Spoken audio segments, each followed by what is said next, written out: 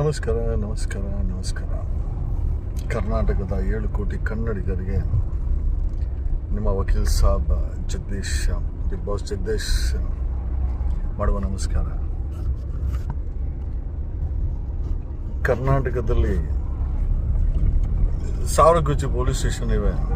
ನಿಜವಾಗ್ಲೂ ಜನರಿಗೆ ಕಳೆದ 1.5 ತಿಂಗಳಿಂದ ನೋಡ್ತಾ ಇರೋದು ನಾವೇನು ಅಂತಂದರೆ, ಕರ್ನಾಟಕದಲ್ಲಿ ಪೊಲೀಸ್ ಠಾಣೆಗಳು ಬೇಕಾಗಿದೆಯಾ, ಅವಶ್ಯಕತೆ ನಮಗಿದೆಯಾ, ಇದರ ಒಂದು ಪ್ರಶ್ನೆ ಗೊತ್ತಾಗ್ತಾ ಇದೆ. ಈಗ ಕಳ್ಳರನ್ನ ಹಿಡಿರೋ ಅಂತ ಪೊಲೀಸ್ ಇಲಾಖೆಗೆ ಬಿಟ್ಟರೆ ಇವರೇ ಕಳ್ಳರಾಯಿತು ಅಂತಂದರೆ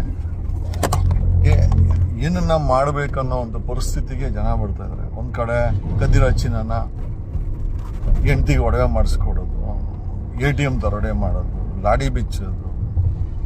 ಮನೆ ವಿವೇಕನಗರದಲ್ಲಿ ಅವನಿಗೆ ಯಾರೋ ದರ್ಶನ್ ಅಂತ ಆ ವ್ಯಕ್ತಿನ ಸುಮ್ಮನೆ ಅರೆಸ್ಟ್ ಮಾಡ್ಕೊಂಡು ಕರ್ಕೊಂಬಂದು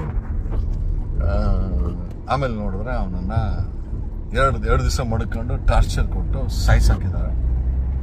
ಬೇರೆ ಯಾರಾದರೂ ಆ ಕೆಲಸ ಮಾಡಿದ್ರೆ ಮರ್ಡರ್ ಕೇಸ್ ಆಗಿರೋದು ಆರಾಮಾಗಿ ಸಸ್ಪೆನ್ಷನ್ ಮಾಡಿ ನಂಗೆ ಮಡ್ಕೊಂಡಿದ್ದಾರೆ ವಿವೇಕನಗರ ಪೊಲೀಸ್ ಅವರು. ಅದಾದಮೇಲೆ ಏನೋ ಚಾಮರಾಜಪೇಟೆ ಡ್ರಗ್ ಮಾಡ್ತಾ ಇದ್ದ ಮಂಜ, ಸೂರ್ಯನಗರ ಪೊಲೀಸ್ ಅವನು ಹೆಂಡತಿಗೆ ಒಡವೆ ಮಾಡಿಸ್ಕೊಟ್ಟ ಕದ್ದಿರೋ ಚಿನ್ನದಲ್ಲಿ 2 kg. ಲಾಡಿ ಬಿಸಿದಂಥ DJ ಹಳ್ಳಿ ಸುನೀಲ.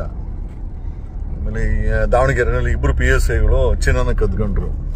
ಸಾಲು ಮೊನ್ನೆ ನೋಡಿದ್ರೆ ಕಮಿಷನ್ ಆಫೀಸಲ್ಲಿ 11 ಲಕ್ಷನ ಕದ್ದಿ, ಏನೋ ಆರೋಪಿ ಕಾರಲ್ಲಿ 11 ಲಕ್ಷ ಕದ್ದಿ ಅಲ್ಲೊಂದು ತಗೊಳಕಂಡ. ಅವನು ಯಾರು, ಜಬೀವುಲ್ಲಾನ ಯಾರು, ಅವನೊಬ್ಬ.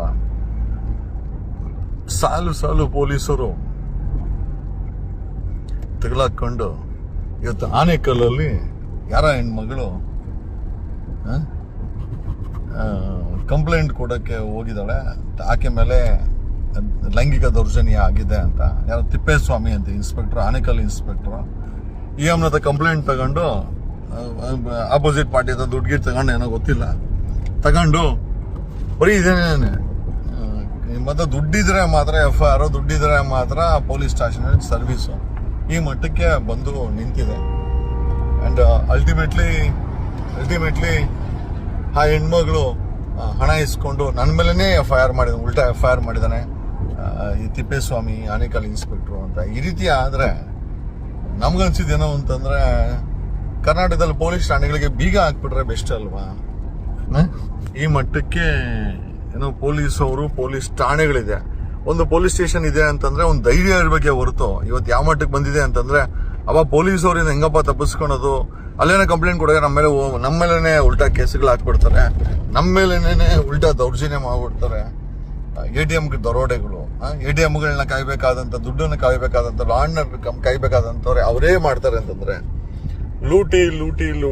ನಾವು ಕೇಳೋದೇನು ಅಂತಂದ್ರೆ, ಕರ್ನಾಟಕದ ಪೊಲೀಸ್ ಠಾಣೆಗಳಿಗೆ ಬೀಗ ಹಾಕುವಂತ ಏನಾದ್ರು ಕೆಲಸವನ್ನ ಜನ ಮನ್ಸಲ್ಲಿ ಅನ್ಕೊಂತ ಏನಕ್ಕೆ ಬೇಕು, ಆರಾಮಾಗಿ ಪೊಲೀಸ್ ಠಾಣೆಗಳಿಗೆ ಬೀಗ ಹಾಕ್ಬಿಡ್ಬೋದಲ್ವಾ ಅಂತ ಹೇಳುತ್ತಾ, ಏನೋ ಐ ಥಿಂಕ್ ಕೆಂಗೇರಿನಲ್ಲಿ ಮೀಸಲು ಅರಣ್ಯ ರಿಸರ್ವ್ಡ್ ಫಾರೆಸ್ಟ್ ನ ಅವ್ನು ಯಾರೋ 517 ಎಕರೆ ಹೈಕೋರ್ಟ್ಗೆ ಮಿಸ್ಲೀಡ್ ಮಾಡಿದ್ದಾರೆ ಅಂತ ಫಾರೆಸ್ಟ್ ಡಿಪಾರ್ಟ್ಮೆಂಟ್ ಹೇಳ್ತಾ ಇದೆ. ಅಂದ್ರೆ ಫೋರ್ಜರಿ ದಾಖಲೆಗಳನ್ನ ಬಳಸಿ 517 ಎಕರೆನ ತನ್ನ ಹೆಸರಿಗೆ ಪಾಣಿ ಮಾಡಿಕೊಡಿ ಅಂತ ಹೇಳೋ ಅಂತ ಒಂದು ಆದೇಶವನ್ನು 17 ದಿವಸದಲ್ಲಿ ಯಾರೋ ಗೌಡ ಅಂತೆ, ಚಿಕ್ಕಮಂಗ್ಳೂರು ಗೌಡ ಅಂತೆ, ಆತ ಮಾಡಿಸ್ಕೊಂಡು ಅದನ್ನ ಕಬ್ಜಾ ಮಾಡೋಕ್ಕೆ ಹೊರಟಿದ್ದಾನೆ ಅಂತ ಮಾಧ್ಯಮಗಳಲ್ಲಿ ತೋರಿಸ್ತಾ ಇದ್ದಾರೆ. ನೋಡಿ, ಸರ್ಕಾರಿ ಜಾಗವನ್ನ ಐ ಥಿಂಕ್ ರಕ್ಷಣೆ ಮಾಡಬೇಕಾದ್ದು ಸರ್ಕಾರದ ಕೆಲಸ. ಇಲ್ಲಿ ನೋಡಿದ್ರೆ 517 ಎಕರೆನ 17 ದಿವಸದಲ್ಲಿ ಹೈಕೋರ್ಟಿಂದ ಆದೇಶ ಮಾಡ್ಕೊಂಬಂದು ಕಬ್ಜಾ ಮಾಡಿದ್ದಾರೆ. ಯಾರೋ ಗೌಡ ಅಂತೆ. ಬಟ್ ಒಂದೊಂದು ನಿಜ, ಅವನೊಬ್ಬನೇ ಮಾಡಕ್ಕಂತೂ ಸಾಧ್ಯ ಇಲ್ಲ. ಬೆಂಗಳೂರಲ್ಲಿ ಓಪನ್ ಆಗಿ ಸರ್ಕಾರ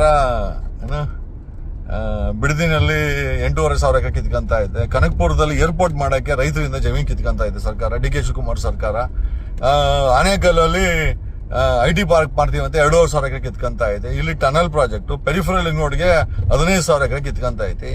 ಬರೀ ಕಿತ್ಕೊಂಡೈತೆ. ಇವನ್ನು ಸರ್ಕಾರನೂ ಅಷ್ಟೇ ರೈತರನ್ನ ಒಕ್ಕಲೆ ಬರ್ಸಿ ಕಿತ್ಕೊಂಡಂತ ಕೆಲಸ ಮಾಡ್ತಾ, ಇಲ್ಲೂ ಯಾರೋ ಒಬ್ಬ 517 ಎಕರೆನ ಫೋರ್ಜರಿ ಮಾಡಿದಾನೆ ಅಂತ ಈಗ ಫಾರೆಸ್ಟ್ ಇಲಾಖೆ ಹೇಳ್ತಾ ಇದೆ. ಒಂದು ಕಡೆ ಪೊಲೀಸ್ ಅವರ ದಶಾವತಾರಗಳನ್ನ ನೋಡಿ ನೋಡಿ ಸಾಕಾಗಿದೆ. ಇನ್ನೊಂದು ಕಡೆ ಐ ಥಿಂಕ್ ಸರ್ಕಾರಿ ಜಮೀನುಗಳನ್ನ, ಮೀಸಲು ಅರಣ್ಯಗಳನ್ನ, ಸುಳ್ಳು ದಾಖಲೆಗಳನ್ನ ಕೊಡಿಸ್ಕೊಂಡು ಅದನ್ನ ಕಬ್ಜಾ ಮಾಡಕ್ಕೆ ಒಂದ್ ಕಡೆ ಆಯ್ತು ಅಂದ್ರೆ, ಒಂದ್ ಕಡೆ ಬೆಲೆ ಏರಿಕೆ, ಇನ್ನೊಂದ್ ಕಡೆ ನಿರುದ್ಯೋಗ. ಇವತ್ತು ಓದ್ತಾರ ಮಕ್ಕಳಿಗೆ ಭವಿಷ್ಯ ಇಲ್ಲ. ಎತ್ತ ಸಾಗುತ್ತಿದೆ ಭಾರತ, ಆಮೇಲೆ ಎತ್ತ ಸಾಗುತ್ತಿದೆ ಕರ್ನಾಟಕ ಅಂತ ಹೇಳುತ್ತಾ ಒಂದ್ ಕಡೆ ಧಾರವಾಡ, ಹುಬ್ಳಿನಲ್ಲಿ ನಮ್ಗೆ ಸರ್ಕಾರಿ ಕೆಲಸವನ್ನ ಏನೋ ಇಂಟ್ರೂ ಕರೀರಿ, ಫಿಲ್ ಮಾಡಿ ಅಂತೇಳಿ ಅವ್ರು ಪ್ರೊಟೆಸ್ಟ್ ಮಾಡ್ತಾ ಇದ್ದಾರೆ. ಇನ್ನೊಂದ್ ಕಡೆ ರೈತರು ಬೀದಿನಲ್ಲಿದ್ದಾರೆ. ಆಮೇಲೆ ಒಂದ್ ಕಡೆ ಧರ್ಮಸ್ಥಳದ ವಿಚಾರ, ಯಾವುದಕ್ಕೆ ಎಲ್ಲಾ ಇದೇ ಆಗ್ಬಿಟ್ರೆ ಮತ್ತೆ ಕಾಂಗ್ರೆಸ್ ಆಲ್ಟರ್ನೇಟಿವ್ ಅಂತ ಓಟ್ ಹಾಕದಂತ ಜನರ ಪರಿಸ್ಥಿತಿ ಏನಾಗ್ಬೇಕು ಅಂತ ಹೇಳುತ್ತಾ, ಕಾಂಗ್ರೆಸ್ ಅಲ್ಲಿ ಬರೀ ಬಿಸಿ ಏನು ಅಂತಂದ್ರೆ ಸಿಎಂ ಕುರ್ಚಿನ ಯಾರು ಕೂತ್ಕೊಬೇಕು ಅನ್ನೋದು ಬರೀ ಬಿಟ್ರೆ ಬರೀ ಯಾವುದು ನಡೀತಾ ಇಲ್ಲ. ಜನ ಕಣ್ಣೀರಲ್ಲಿ ಕೈ ತೊಳಿತಾ ಇದ್ದಾರೆ. ಇವತ್ತಿನ ಯುವ ಜನತೆಗೆ ಭವಿಷ್ಯವಿಲ್ಲ, ಭ್ರಷ್ಟಾಚಾರ ತುಂಬಿ ತುಳುಕ್ತಾ ಇದೆ. ಓಕೆ, ಒಬ್ಬ ಪೊಲೀಸ್ ಕಾನ್ಸ್ಟೇಬಲ್, ಒಬ್ಬ PSIಗಳು 100 ಕೋಟಿ ದುಡ್ಡುಗಳನ್ನ ಮಾಡೋ ಮಟ್ಟಕ್ಕೆ ಬೆಳೆದು ನಿಂತಿದ್ದಾರೆ. ಕರ್ನಾಟಕದಲ್ಲಿ ಪೊಲೀಸ್ ಠಾಣೆಗಳು ಬೇಕಾ ಅನ್ನೋ ಪ್ರಶ್ನೆಗೆ ಉತ್ತರವನ್ನ ಹುಡುಕಬೇಕಾದಂತ ಪರಿಸ್ಥಿತಿ ನಿರ್ಮಾಣ ಆಗಿದೆ ಅಂತ ಹೇಳುತ್ತಾ ಇಲ್ಲಿ ವಿಡಿಯೋನ ಮುಗಿಸ್ತಾ ಇದ್ದೀನಿ. Thanks a lot, love you all. ಕಣದಲ್ಲೂ ಕನ್ನಡ.